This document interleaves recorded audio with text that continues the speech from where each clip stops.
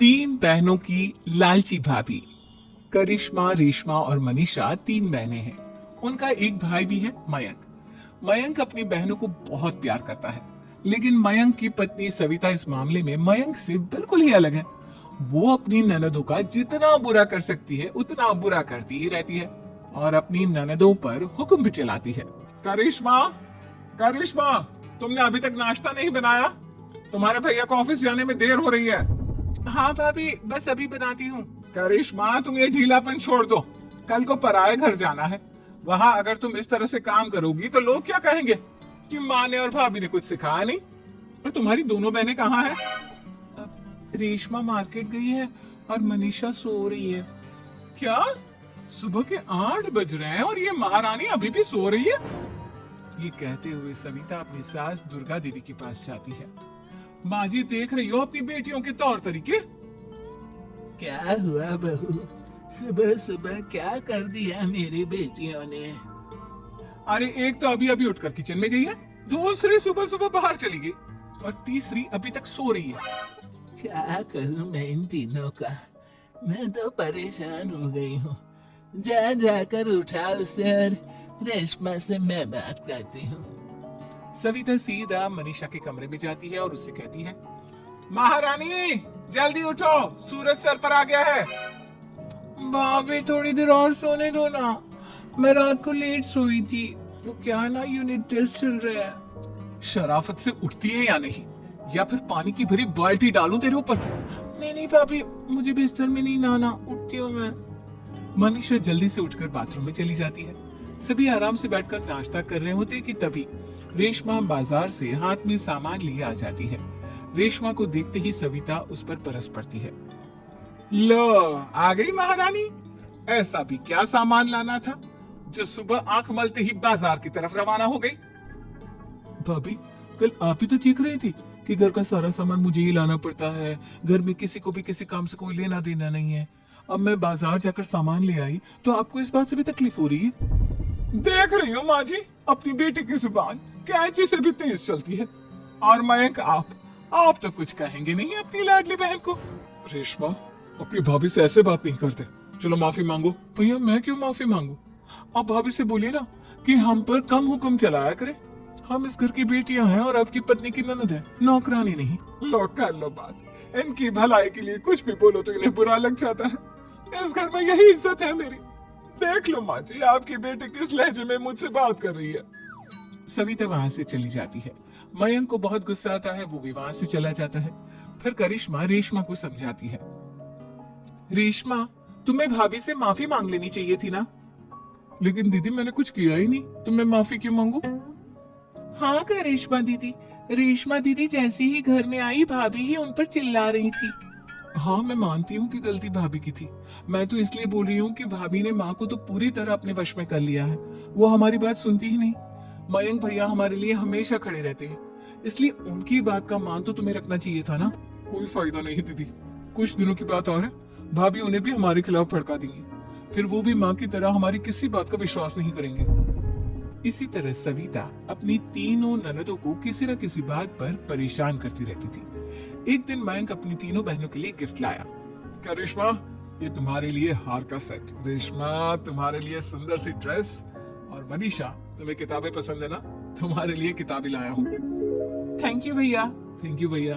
Thank you भैया। करिश्मा, तुम्हारा necklace कितना सुंदर है, ये भैया कहाँ से ले आए होंगे? मैंने भैया को 3 दिन पहले फोन पर ये डिजाइन दिखाया था और आज भैया ये ले आए। सविता तो अपनी ननदों के गिफ्ट्स देखकर जल गई और करिश्मा का नेकलेस तो उसे भी बहुत पसंद आया था।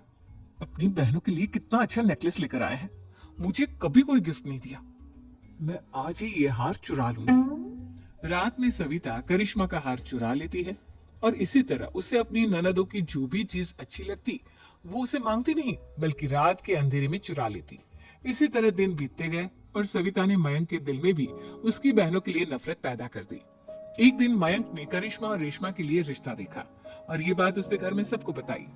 माँ, करिश्मा और रेशमा के लिए बहुत अच्छा रिश्ता आया है, वो लोग कल इन्हें देखने आ रहे हैं। आप और सविता मिलकर सारी तैयारी कर लेना। ये सुनकर करिश्मा और रेशमा खुश हो जाती है, लेकिन सविता सोचती है, अगर इन दोनों बहनों की शादी हो गई तो घर और बाहर का काम कौन करेगा? मनीषा तो एक नंबर की कामचोर है, उससे तो किसी बात की उम्मीद लगाना ही बेकार है। मुझे इस शादी को रोकना होगा। अगले दिन सभी लड़के वालों के स्वागत की तैयारी करने में लगे होते हैं।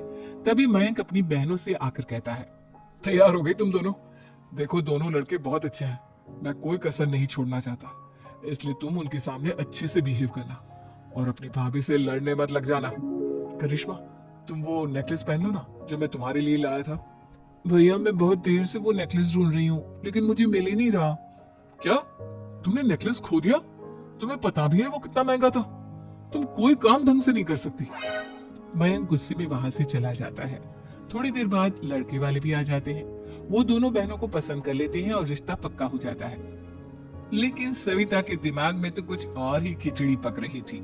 वो पंडित जी के पास करिश्मा की कुंडली लेकर जाती है और उन्हें पैसे देकर करिश्मा की कुंडली बदलवा देती है। जब लड़के वालों के पास करिश्मा की कुंडली जाती है तो वो दुर्गा को फोन करते हैं। बहन जी, हमने करिश्मा की कुंडली अपने पंडित जी को दिखाई थी। आपकी बेटी की कुंडली नहीं बल्कि दोषों का पिटारा है। देखिए, मैं और मेरे पति इन सब बातों में बहुत विश्वास करते हैं, इसलिए हम आपकी बेटी से अपने बेटे की शादी नहीं करा सकते। इस तरह करिश्मा का रिश्ता टूट जाता है और सभी घर वालों को बहुत दुख होता है। अब कविता सोचती है, चलो करिश्मा का तो रिश्ता टूट गया, अब रेशमा का भी रिश्ता तोड़ना है। क्या करूं क्या करूं? अब सविता आवाज बदलकर किसी अननोन नंबर से रेशमा के होने वाले ससुराल में फोन करती है। हेलो, मैं कौन हूँ कौन नहीं ये आपके लिए जानना जरूरी नहीं, बस इतना सुन लो कि रेशमा का 2 साल से किसी के साथ अफेयर चल रहा है। बस रेशमा का रिश्ता तोड़वाने के लिए सविता का इतना कहना काफी था। अब रेशमा का भी रिश्ता टूट गया। मयंक और दुर्गा देवी ने रेशमा को खूब खरी खोटी सुनाई और उससे बार बार उस लड़के के बारे में पूछने लगी। आप दोनों मुझे क्यों परेशान कर रहे हो? अरे कोई लड़का होगा मेरी लाइफ में तो मैं बताऊंगी ना, जब कोई है ही नहीं तो कहाँ से लाऊं मैं कोई लड़का? तो तेरे होने वाले ससुराल वालों को फोन किसने किया था? माँ मैं नहीं जानती किसने फोन किया था, मैं सच कह रही हूँ। मैं तो पहले ही कह रही थी इसकी लगाम खींच कर रखो, लेकिन मेरी सुनता ही कौन है? आप चुप रहिए भाभी, ये सब आपका ही किया धरा है। अब तीनों बहनों को विश्वास हो जाता है कि ये सब उनकी भाभी ही कर रही है। तीनों बहनें अपनी भाभी को सबक सिखाने के लिए एक वकील कर लेती है और घर में हिस्सा मांग। देखो भैया, माँ बाप की जायदाद में जितना बेटों का हक होता है उतना ही बेटियों का, इसलिए इस घर के 4 हिस्से होंगे और हमें अपना हिस्सा चाहिए। मैंने तुम्हारे लिए क्या क्या नहीं किया और तुम इस घर में हिस्सा मांग रही हो? भैया, आप और माँ हम बहनों की कोई बात नहीं सुनते हो और भाभी हमारी शादी नहीं होने देगी क्योंकि उन्हें लगता है कि आप हमारी शादी में ज्यादा पैसा लगाओगे और उन्हें हम जैसी फ्री की नौकरानी कहाँ मिलेगी। तो हम भाभी के साथ तो रह नहीं सकते, हम बहनों को अपना हिस्सा चाहिए। अरे तुम्हें शर्म आनी चाहिए अपनी भाभी पर ऐसा इल्जाम लगाते हुए। वो तुम्हारे बारे में कितना सोचती है। हाँ माँ, भाभी हमारे बारे में बहुत सोचती है, दिन रात बस यही सोचती रहती है कि किस तरह से अपनी तीनों ननदों को परेशान करूं और कभी मुझे पढ़ने भी नहीं देती। दोनों बहनों का रिश्ता भी तो इन्होंने ही तोड़वाया है और रात में हमारे कमरे में आकर हमारी चीजें भी चुराती हैं। इसी तरह सविता की तीनों ननदें अपनी बात पर अड़ी रही। अब कोर्ट में तारीख भी शुरू हो गई। जब सविता को लगा कि उसकी तीनों ननद इतनी आसानी से नहीं मानने वाली, तो उसने अपने पति और सास को सारी सच्चाई बता दी और अपनी तीनों ननद से माफी मांगी। मयंक और दुर्गा को भी अपनी गलती का एहसास हो गया। अब सविता खुद करिश्मा और रेशमा के लिए अच्छा रिश्ता ढूंढती है और उनकी शादी करवाती है।